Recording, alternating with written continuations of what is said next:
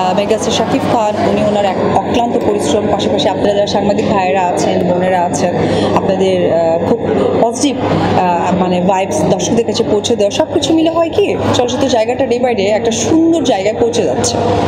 যেহেতু সাকিবের নাম বললেন এবং আজকে কিন্তু তাণ্ডবের ফুটেজ রিলিজ হয়েছে, কেমন দেখলেন, কি মনে হচ্ছে আপনাকে? আমি তো প্রথমেই বলেছি যে কোনো একটা মানে আপনাদের এরকম মিউজিয়াম বলেছে যে আসলে শাকিব খান কী করছে সেটা আসলে বলা খুবই মুশকিল।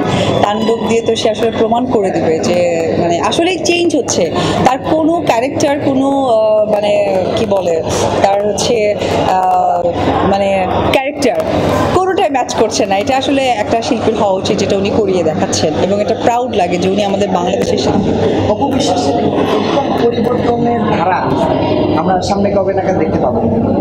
ধারা তো শুরু হয়ে গেছে, থাকবে, তবে ভালো কাজের জন্য আপনারা সকলেই আমাকে দোয়া করবেন। আমি চাচ্ছি একদম প্রপার একটা সেই অপবিশ্বাসকে যেটা আপনারা চান, দর্শকরা চাই, সেটার জন্য আমি প্রেজেন্ট করি। ট্যালেন্ট কোন ব্যাক করছে, চেষ্টা করছে।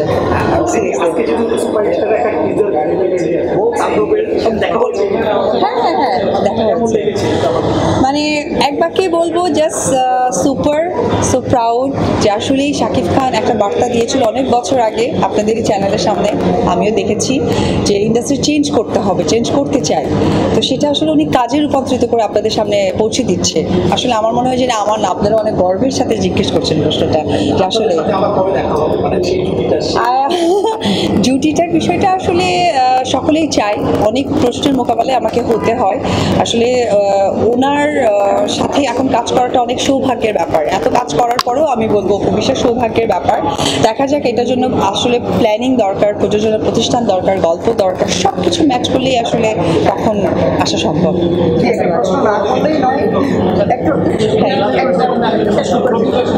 বিষয়টা হচ্ছে বর্তমান সময় আমরা একটা জিনিস লক্ষ্য করছি, শিল্পীদের উপর কিন্তু বেশ একটা মানে একটা কি বলা যায়, স্টিমরোলার যাচ্ছে আমরা বলতে পারি। এই বিষয়টা আসলে আপনি কিভাবে নিয়েছেন? আমরা একটুতে দেখি যে শোবিজ বলতেই হচ্ছে গ্ল্যামার, শোবিজ বলতেই গ্ল্যামার, তাদেরকে লিগ্যাল নোটিশ দেওয়া হচ্ছে বিভিন্ন কারণে।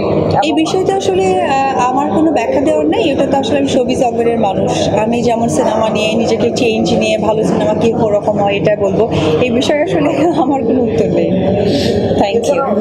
এছাড়াও আমরা কিন্তু দেখতে পাচ্ছি যে বর্তমান সময় আপনার লাস্ট আমরা যে কাজগুলো দেখেছিলাম সেই অপবিশ্বাস, আজকের যে অপবিশ্বাস আমরা যাকে দেখতে পাচ্ছি সেটা কিন্তু টোটালি পরিবর্তন।